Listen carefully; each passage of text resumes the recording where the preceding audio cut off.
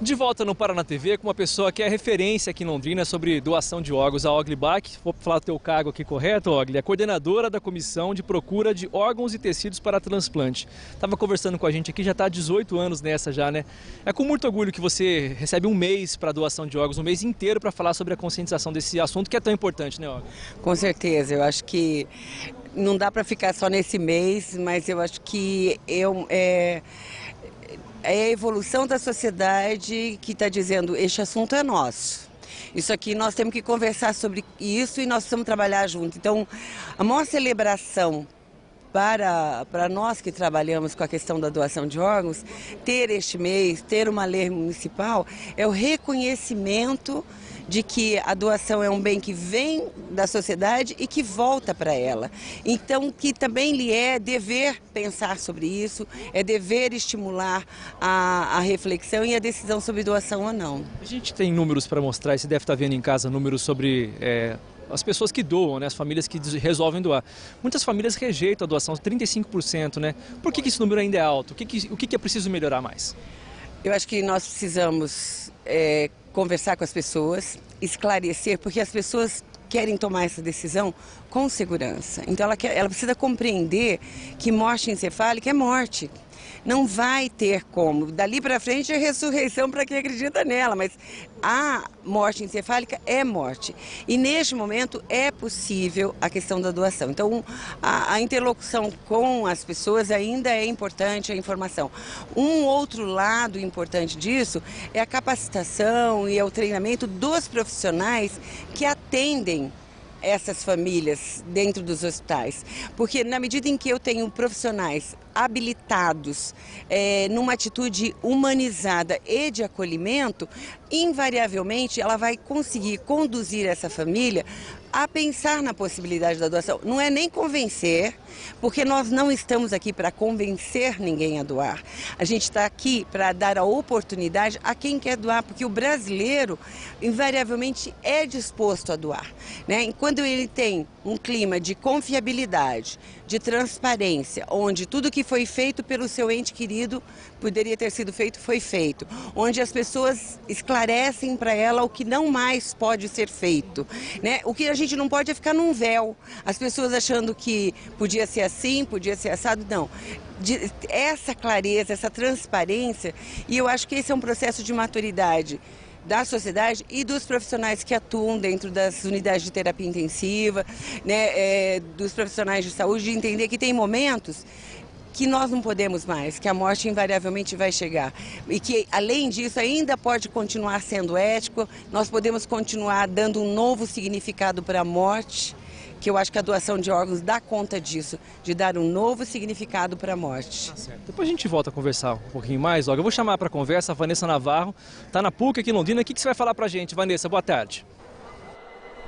Boa tarde, Gustavo. Aqui na PUC está tendo uma campanha justamente para incentivar a doação. Mas antes a gente quer falar de depoimentos de mulheres que nós ouvimos que passaram pela decisão difícil de doar órgãos de parentes que elas perderam no pior momento da vida, né? Falar de doação é também falar de como cada uma lidou com a morte e com a perda. Então, com vocês, a palavra de quem passou por isso.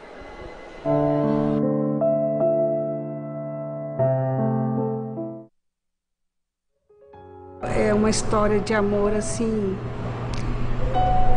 vivida, assim, com muita intensidade. Um marido excelente, um pai excelente. E sem mais, sem menos, meu marido chegou em casa. Ele teve uma dor de cabeça também, logo também já desmaiou. Foi constatado que foi um aneurisma que rompeu. Na mesma noite ele já foi para a UTI e aí, durante a madrugada, ele já teve morte cerebral. Eu sei que para todos o primeiro momento é aquele momento de impacto, de revolta, porque a gente quer a pessoa, aquele ente querido junto conosco, mas ele conversava muito sobre doação de órgãos. E eu não podia, de maneira alguma, deixar de realizar o último desejo dele. Meu nome é Shirley. Há 5 anos atrás aconteceu um acidente com a minha mãe em casa. Ela caiu e foi constatado morte cerebral. A psicóloga da Santa Casa chegou para mim e para o meu irmão, perguntou se a gente queria doar os órgãos dela. Naquele momento, eu esqueci a minha dor e eu queria tirar a dor de alguém.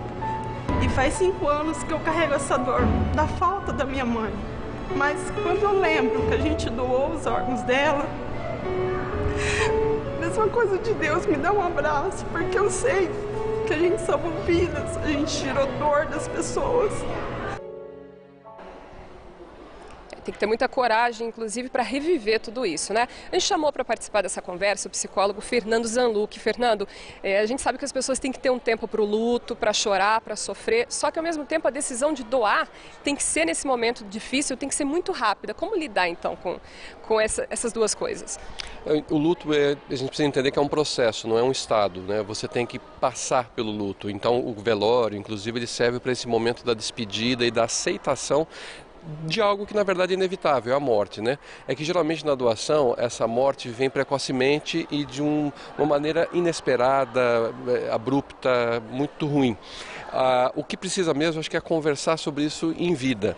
É todo mundo expressar sua vontade de ser ou não doador, e quando a pessoa morrer, infelizmente, né, a vontade dela ser respeitada. Mas é preciso de um suporte emocional para a família, assim. A equipe, na questão da doação, tem que ser uma equipe pré-doação, que no caso de você abordar a família, como abordar, porque é um momento difícil, você está com sentimentos todos muito à flor da pele, muito sensível, e você pensar naquela pessoa que morreu, você aceitar a morte de imediato para poder aceitar a doação, é um processo complicado. Por isso a importância de conversar em casa, não só para expressar a vontade de doar, mas também para que a morte deixe de ser o tabu que ela é muito hoje em dia, né? A morte já foi vista de maneira mais parte da vida antigamente. Hoje em dia parece que o ser humano quer ficar imortal, né? Tem gente que fala, não é quando eu morrer, mas se eu morrer, né? Então, a única certeza que a gente tem na vida é a morte, e a incerteza é quando isso vai ocorrer, o que é bom, né? Acho que ninguém deveria saber quando vai morrer, mas estar preparado para ela, né? E acho que a questão da preparação é em vida, e não esperar só acontecer aquilo para poder tomar as decisões. Tá certo, mais uma vez, obrigada, e daqui a pouco a gente volta falando sobre a campanha que está tendo aqui na PUC. Gustavo. Valeu, Vanessa, obrigado.